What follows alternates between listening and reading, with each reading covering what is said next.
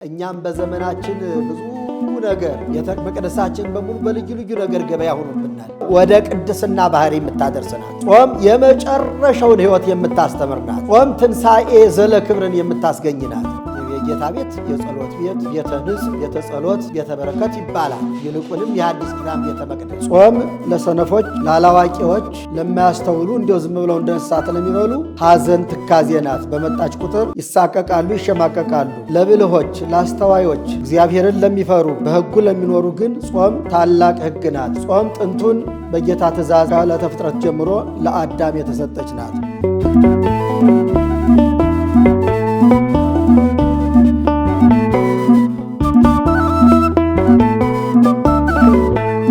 ጾመ እግዚእነ በእንቲአነ አርአያሁ ከመ ያሀበነ።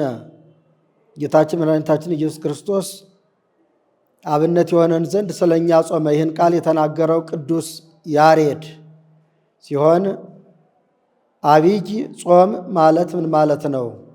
አብይ ጾም በሚለውስ ምን የሚሉ ሳምንታት አሉ? የሳምንታቱ ትርጉሙስ ምንድን ነው? በሳምንታቱ የምናገኘው ትምህርትስ ምንድን ነው የሚለውን እንወያያለን።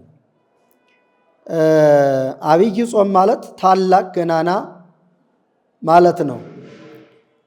ጌታችን መድኃኒታችን ኢየሱስ ክርስቶስ ስለ ጾመው ከአጽዋማት ሁሉ አባቶች ለይተው አብይ የሚል ቅጽል ሰጥተውታል። አብይ ማለትም ታላቅ ገናና ማለት ነው። ከአጽዋማት ሁሉ የሚበልጥ ጾም ማለት ነው። አብይ ጾም ስንል ብዙ ስያሜዎች አሉት። ሁዳዴ የሚልም ስያሜ አለው።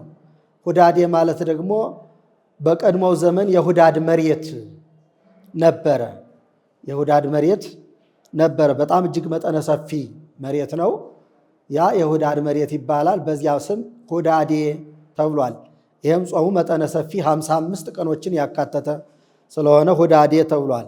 በዚያ በሁዳድ መሬት እጅግ ብዙ ምርት እንደሚያመርቱበት፣ እጅግ ብዙ ፍሬ እንደሚያፈሩበት፣ ብዙ ፍሬ እንደሚያገኙበት፣ ብዙ የገቢ ምንጭ እንደሚያገኙበት፣ በዚህም በአብይ ጾም ታላላቅ በረከት የሚገኝበት ስለሆነ ሁዳዴ ተብሏል። አንዳንድ የሆዳሞች ዘፈን ወይ ድል ሆዴ መጣልህ ሁዳዴ እያሉ ይዘፍናሉ። ነገር ግን ጾምን በተመለከተ ሐዘን ለአብዳን ወፍስሐ ለጠቢባን ይላታል ቅዱስ ያሬድ። ጾም ለሰነፎች፣ ላላዋቂዎች፣ ለማያስተውሉ እንዲሁ ዝም ብለው እንደ እንስሳት ለሚበሉ ሐዘን ትካዜ ናት። በመጣች ቁጥር ይሳቀቃሉ፣ ይሸማቀቃሉ። ለብልሆች፣ ለአስተዋዮች፣ እግዚአብሔርን ለሚፈሩ በሕጉ ለሚኖሩ ግን ጾም ታላቅ ሕግ ናት። ጾም ጥንቱን በጌታ ትእዛዝ ከዕለተ ፍጥረት ጀምሮ ለአዳም የተሰጠች ናት። በገነት ካሉት እጽዋት ሁሉ ትበላለህ፣ በገነት መካከል ካለው ዛፍ ግን እንዳትበላ፣ ይህን በበላህ ቀን ሞትን ትሞታለህ ማለቱ የጾምን ስርዓት ማሳየቱ ነበረ።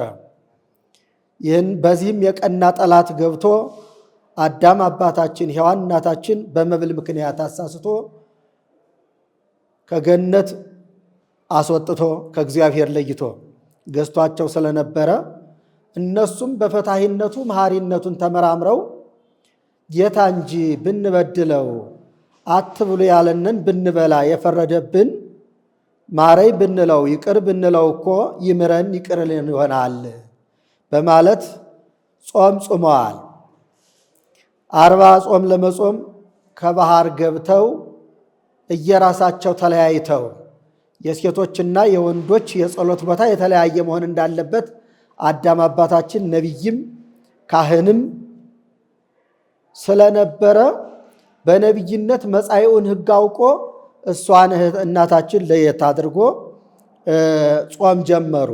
ጾማቸውን ጀምረው 40 ቀን ሳይሞላቸው 35 ቀን እንደሆናቸው ጥንተ ጠላታቸው በመብል ምክንያት ያሳሳታቸው ዛሬስ በእባብ ተመስዬ ዳግመኛ ብሄድ ያውቁብኛል ብሎ በመላክ ተመስሎ የብርሃን መልአክ መስሎ ሄዶ አዳም ጾምህን ተቀብያለሁ፣ ንስሐህን ይቅር ብያለሁ ንስሐን ተቀብያለሁ ብሎሃል አለው። አንተ ማን አለው? መልአኩ ቅዱስ ገብርኤል ነኝ አለው።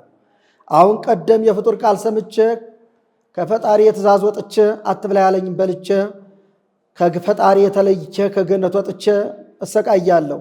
አሁን ደግሞ የፍጡር ስም ቃል ሰምቼ ከዚህ አልወጣም፣ 40 ቀን ሳይሞላኝ ከዚህ አልወጣም ይለዋል። ሔዋን የታለች ይለዋል። ከዚህ ያለችልህ ይለዋል። እስመይቲ ገራይታ ሙሉ ይላታልና እሰይ ብሎ ወደ እሷ ሄዶ ሔዋን ፈጣሪያችሁ ይቅር ብሏችኋል ብዬ ብነግረው አልወጣም አለ። እኔማ ምን አውቃለሁ ለላከኝ እናገራለሁ እንጂ ብሎ የተቆጣ መስሎ ዘወር አለ። እሷም አንተ ማነህ? መልአከ ፍስሐ ቅዱስ ገብርኤል ነኝ እንጂ ይላታል። አንተ መሆንክን ባያውቅ ይሆናል እንጂ ብላ መዘዝ ብላ ወጣ። ፈጣሪያችን እንኳንስ በ35 ቀን በአንድ ቀን አይምረንም ብለህ ነው? እንውጣ እንጂ መልአኩን ሲልክ አለችው። አትለያት መድኃኒት ናት ብሎት ነበርና ላለመለየት ተከታትለው ወጡ። ከዚህ በኋላ ወደ እግረ ገነት ሲደርሱ እኔ ማን ነኝ አላቸው። ጽሉም ገጹም ህሱም ራእዩን አሳይቶ መልአከ ብርሃን ቅዱስ ገብርኤልን አላልክም እንዲህ አሉት። መችን የሱ ነኝና ጥንተ ጠላታችሁ ከገነት ያስወጣኋችሁ አሁን ደገምኳችሁ አላቸው። ደገምከኝ ብሎ አዳም ፍግም ብሎ ወደቀ። በዚህ ጊዜ በዚያ በወደቀበት 3 ቀን ሰነበተ። መልአከ ፍስሐ ቅዱስ ገብርኤል በ3ኛው ቀን መጥቶ አረጋግቶ አጽናንቶ ተስፋ ሰጥቶት ሂዷል። በሐሙስ ዕለት ወመንፈቃ ለዕለት ትወለድ ሞለተ ወለድከ ወድቅ ውስተ መረገበት የከዘወከ መስቀለ የሞተ የሚል ተስፋ ተሰጥቶታል። በዚህ ተስፋ ምክንያት ይችን ተስፋ ሰንቋል አዳም። አዳም ጾም ጀምሯል ማለት ነው። ጾመ አዳም፣ ጾመ ሙሴ፣ ጾመ ነቢያት እየተባለ ይጠራል። ነቢያት ሁሉ ዋጋ አግኝተውበታል። አዳምም ተስፋ ተቀብሎበታል። ምንም ለጊዜው ቢያሳስተውም ባይፈጽመውም ተስፋ ተቀብሎበታል። ሄኖክም ከሞት ተሰውሮበታል። ኤልያስም እንደዚሁ። እስመ በጾም ኤልያስ ሰማያተ አርገ ወዳንኤል ማፈ አናብስት ድኅነ። በጾም ኤልያስ ወደ ሰማያት አርጓል፣ ዳንኤልም ከአፈ አናብስት ድኗል ያለ ቅዱስ ያሬድ ጾምን ይወድሳታል፣ ያሞግሳታል። ቅዱስ ያሬድ ጾምን በተመለከተ በደረሰው ድርሰቱ የከፋፈላቸው ሳምንታት ሁሉ ልክ ከዘወረደ ጀምሮ እስከ ትንሣኤ ድረስ ሳምንታቱን በሙሉ ሰይሟቸዋል። 3ኛው ሳምንት ምኩራብ በማለት ይታወቃል። ይኸውም በዮሐንስ ወንጌል ምዕራፍ 2 ከቁጥር 14 ላይ እንደምናገኘው ጌታችን መድኃኒታችን ኢየሱስ ክርስቶስ ምኩራብ በማለት 3ኛው ሊሰየም የቻለበት ምክንያት በዮሐንስ ወንጌል ምዕራፍ 2 ቁጥር 14 ምክንያት በማድረግ ሲሆን በቅዱስ ያሬድ ዜማም ልክ ይህንን መነሻ አድርጎ ምኩራብ ብሎ ሰይሞታል። አባቶቻችን ደግሞ በምስጢር ሲያብራሩት ምኩራብ መታነጽ የጀመረው በ3ኛው ክፍለ ዘመን ነው ይላሉ። ዘመነ አበው ቀደምት፣ ዘመነ መሳፍንት፣ ዘመነ ነገሥት። በዘመነ ነገሥት ምኩራብ መስፋፋትና መታነጽ ስለጀመረ በዚህ ምክንያት 3ኛው ሳምንት ምኩራብ ተብሎ ተሰይሟል በማለት አብራርተውታል። ጥሩ ማብራሪያ፣ ጥሩ ምስጢር ነው እና ጌታችን መድኃኒታችን ኢየሱስ ክርስቶስ በምኩራብ እየተገኘ ትምህርት ይሰጥ ነበረ።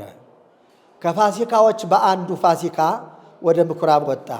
ወደ ምኩራብ ቢወጣ ስርዓተ አምልኮቱ ተትቶ፣ ስርዓቱ ፈርሶ፣ ሕግ ተጥሶ ቤተ መቅደሱ በገበያ ዙሪያውን ተወርሶ ያገኘዋል። የገበያ ማዕከል ሆኖ ያገኘዋል።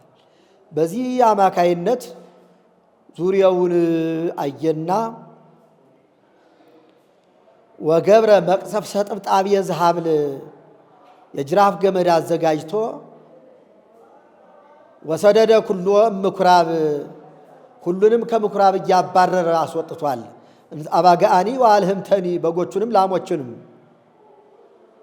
ርግብ የሚሸጡትንም አስወግዶ ወገፍታ ማይዳቴውም ለመውልጣን የሻጮችንም ሁሉ ያንን ድርድራቸውን በሙሉ ገለባበጠባቸውና አሰስሉ ዘንተ ዋውጹም ዘየ ይህንን ከዚህ አውጡ አስወግዱ።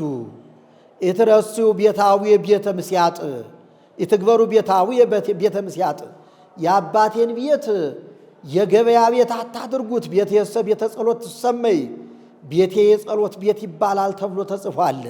አንትሙሰ ረሰይክሙ በአተ ሰረቅቶ ፈያት እናንተ ግን የወንበዴዎች የዋሻ የሌቦች መሸሸጊያ ጉድጓድ አድርጋችሁታል።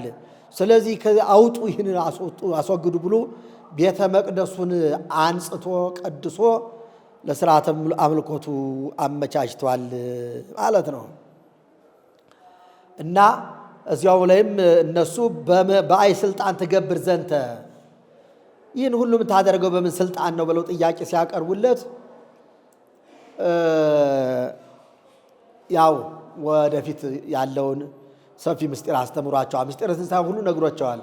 ንስትወ ለዝንቱ ቤተ መቅደስ ወበሰሉ ስለታነሰው ይህን ቤተ መቅደስ አፍርሱት